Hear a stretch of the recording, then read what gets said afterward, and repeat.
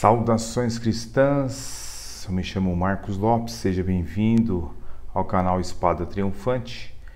Em dicas de leituras vou indicar um livro para vocês que foi lançado nos Estados Unidos em 2010 e em 2013 chegou ao Brasil pela editora Vida Nova. O livro é Grandes Teólogos, né? Uma síntese do pensamento teológico em 21 séculos da Igreja. Porém, eu quero fazer uma ressalva, ou seja, embora que o livro seja bem interessante porque é uma biografia de alguns dos mais importantes teólogos, quero destacar algo que provavelmente as pessoas não se deram conta, aqueles que leram este livro, sobre algumas personagens, né, alguns teólogos que são apresentados aqui. O primeiro que eu queria ressaltar é sobre o pai do liberalismo, né, pessoal? O pai do liberalismo, que foi o senhor Frederic Schleiermacher. Ele, embora tenha sido colocado aqui na lista como um grande teólogo, na verdade ele é o pai do liberalismo, tá? Então você tem aqui ele na lista, tá? Mas na página 145, mais precisamente, mas ele é o pai do liberalismo, tá bom? Embora ele tenha entrado na lista, né? Ele tinha uma teologia bem deficiente, tá bom? Então é bom você entender isso, porque a salvação proposta por ele não impõe a necessidade de o Deus homem, no caso Jesus Cristo, tá? Por isso, em seu modelo teológico, não há espaço para a doutrina tradicional das duas naturezas de Jesus Cristo, né? Ele acreditava também que Jesus não ressuscitou, tá? Ele negava tanto a divindade de Jesus Cristo como também a morte expiatória de Jesus Cristo.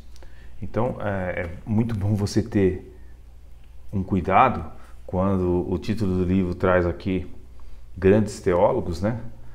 Pela pena de um luterano chamado Gerald Mike Dermot, que é PhD da Universidade de Iowa, professor de religião e filosofia. A gente tem que ter algumas ressalvas, tá? Porque a teologia, o pai da teologia da teologia liberal, ele realmente trouxe a mentalidade iluminista, né, para dentro do cristianismo, tá? Então não é uma teologia que pode ser chamada cristã, ok?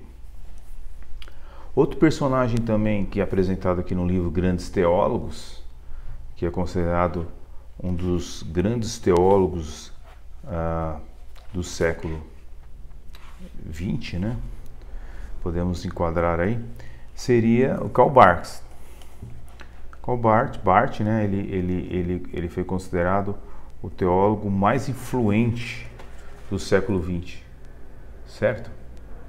Agora, ele, embora tenha sido um pastor de linha protestante e chegou até na juventude a ser o pastor da igreja de Calvino lá em Genebra, tá? Embora ele tinha um apreço muito grande por John Calvino, na verdade ele criou, né, uma teologia chamada neo-ortodoxia, que foi feita para combater o liberalismo. Tem um ponto positivo de Barth, que foi a questão de combater o liberalismo, mas também tem grandes problemas na neo-ortodoxia, certo? E a reação de Barth ao liberalismo foi muito interessante, né? Mas depois acabaram se perdendo também em muitos problemas teológicos que a gente pode comentar em outra ocasião, né? Mas Barth, ele também não cria, né? Embora se fosse chamado reformado, ele não cria na questão da teologia da eleição, tá bom? Então, nós temos aqui um conceito em Barth bem diferente dos reformadores. Por exemplo, na página 195 diz: Barth e a eleição. Barth afastou-se também da tradição agostiniana e calvinista no tocante à eleição. Isto é, a ideia que, segundo a qual Deus escolheu alguns, não todos, para a salvação. Então, ele não pode ser considerado um reformado, embora seja considerado um reformado por muitas pessoas que estudam teologia, certo? Devemos lembrar que em 1957, um teólogo católico chamado Hans Hunk obteve o grau de doutor em teologia com uma tese sobre a justificação à doutrina de Karl Barth e uma reflexão católica. Então, Hans Hunk ele argumentou que a teologia de Barth concordava com a Igreja Católica Romana e vice-versa. Tanto é que o Papa Pio XII ele considerou Karl Barth o maior teólogo desde Tomás de Aquino. Você deve saber o que é liberalismo teológico e também deve saber que não precisamos da neo-ortodoxia para sermos relevantes, né, aliás, na sociedade. Tá? Basta retornarmos à Bíblia e às diretrizes bíblicas levantadas na reforma do século XVI. Outro teólogo que é apresentado aqui no livro Os Grandes Teólogos é Tomás de Aquino, né? O doutor da Igreja Católica, certo? Agora, devemos entender que Tomás de Aquino também errou bastante, né, pessoal? Ele errou bastante concernente a alguns pontos, principalmente na questão dos hereges.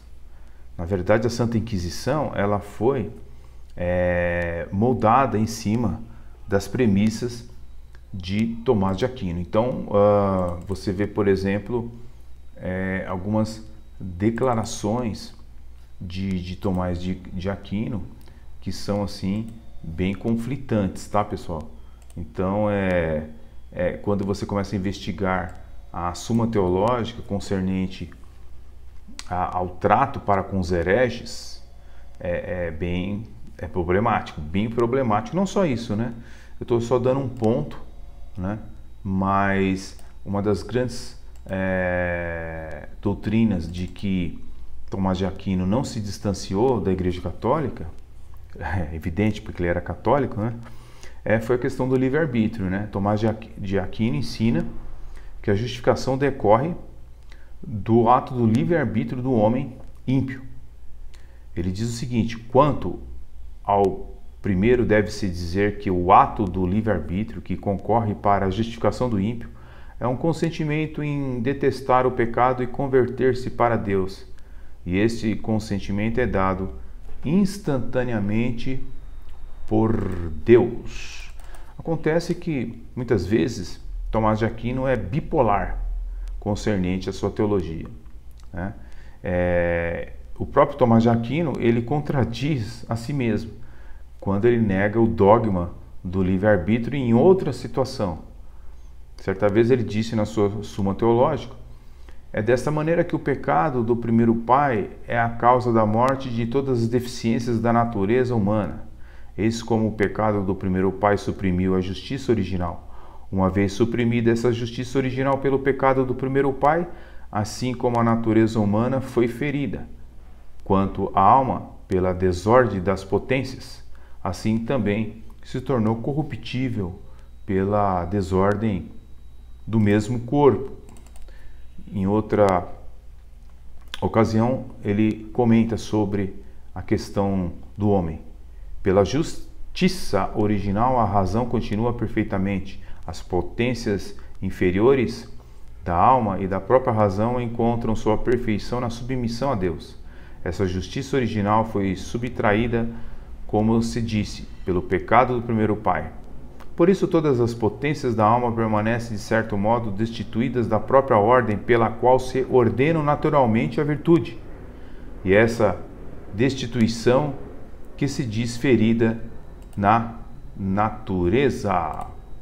Então nós temos aí entender que Tomás de Aquino também teve bipolaridade na sua teologia. Bem, o livro então apresenta aí vários teólogos, dentre eles Lutero, John Calvino, Jonathan Edwards, tá? Mas há problemas quando a gente vai tentar aí enquadrar esses teólogos como Tomás de Aquino, Orígenes, né, que teve vários problemas, né? Nós temos aí então o pai da teologia liberal e o próprio Karl Barth. Então quando a gente enquadra como grandes teólogos, a gente tem que ter um certo cuidado, porque senão a gente vai comer tudo que tiver no livro e vai começar a procurar e talvez se perder aí no meio do caminho. Tá bom, pessoal? Fique na paz. Até o próximo vídeo. Deus abençoe grandemente as vossas vidas. Amém.